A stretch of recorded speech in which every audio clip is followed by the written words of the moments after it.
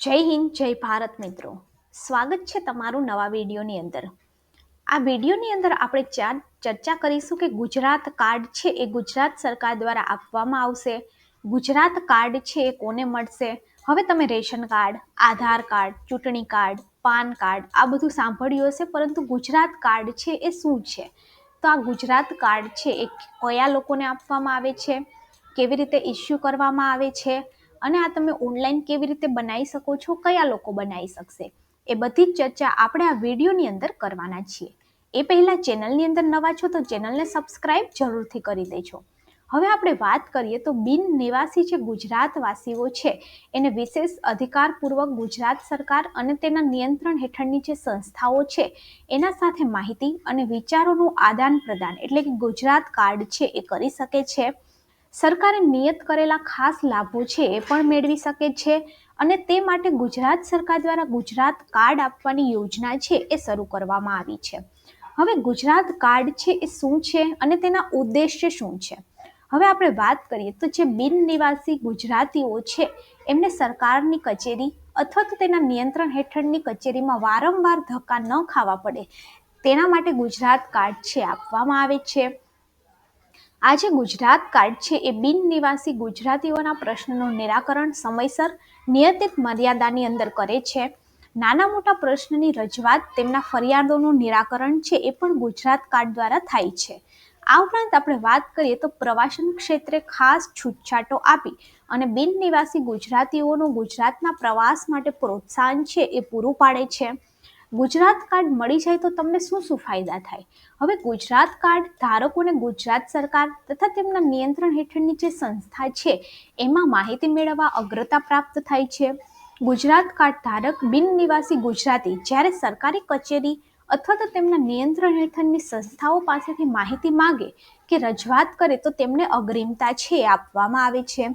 આ ઉપરાંત ગુજરાત પ્રવાસન નિયમ હસ્તકના તોરણો એટલે કે જે અતિથિ ગૃહો છે એની અંદર જેની પાસે ગુજરાત કાર્ડ છે એને નિયત ચાર્જની અંદર 20% વળતર છે એ પણ આપવામાં આવે છે. અને ગુજરાત ટુરિઝમ દ્વારા સંચાલિત થતા કાર્યક્રમ જેવા કે રણ ઉત્સવ, સાપુતારા મોન્સૂન ફેસ્ટિવલ એની અંદર જે નિર્ધારિત પેકેજ છે એની અંદર ગુજરાત કાર્ડ ધારકોને 20% જેટલું ડિસ્કાઉન્ટ છે એ પ્રાપ્ત થાય છે. હવે જે ગુજરાત કાર્ડ ધારકો છે હોટલ, જેમ્સ એન્ડ જ્વેલરી, મુખ્ય હોસ્પિટલો, બેન્કિંગ અને ફાઇનાન્સની સંસ્થાઓ, રિયલ એસ્ટેટ સેક્ટર સહિતની 763 સ્થળોએ 20થી 30% ડિસ્કાઉન્ટ છે એ મેળવી શકે છે. આ ઉપરાંત નવરાત્રિ મહોત્સવ, આંતરરાષ્ટ્રીય પતંગ મહોત્સવ જેવા જે કાર્યક્રમ છે એની અંદર ગુજરાત કાર્ડ ધારક છે એને અગ્રતાના ધોરણે પ્રવેશ છે એ પણ આપવામાં આવે છે. હવે જે બિન નિવાસી ગુજરાતી છે એને રાજ્યની અંદર ઇલેક્ટ્રિક બિલ ભરવાના થાય તેની મુદતની અંદર ગુજરાત કાર્ડ ધારકોને 1 માસની વધારાની છૂટ છે એ આપવામાં આવે છે.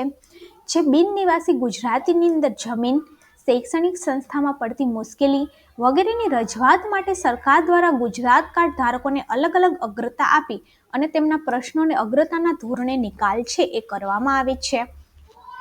હવે ગુજરાત કાર્ડ મેળવવા માટે જરૂરી પાત્રતાની આપણે વાત કરીએ તો ભારતની બહાર કે ગુજરાતની બહારના ભારતના અન્ય રાજ્યની અંદર હોય તે બધા જ બિન નિવાસી ગુજરાતી છે એ ગુજરાત કાર્ડ છે ધારણ કરી શકે છે.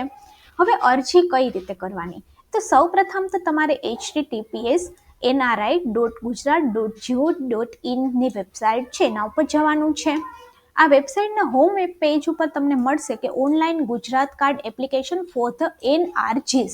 આના ઉપર તમારે ક્લિક છે કરવાનું રહેશે.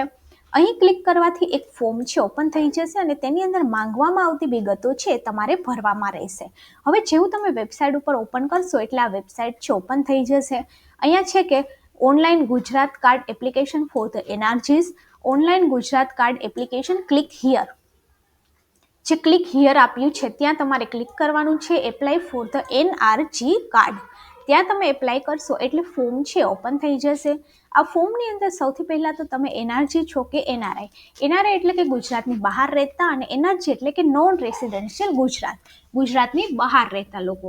એમનું ફૂલ નામ, date of birth, occupation, gender, nationality, Aadhaar card આ બધા નંબર છે નાખવાના રહેશે. ત્યારબાદ તેમનું કોન્ટેક્ટ ડિટેલ, ત્યારબાદ નેટિવ પ્લેસ કયું છે ગુજરાતની અંદર એ બધી વિગત ભરવાની રહેશે. ત્યારબાદ તેમનો ફોટો નાખવાનો રહેશે, આધાર કાર્ડ અપલોડ કરવાનું રહેશે.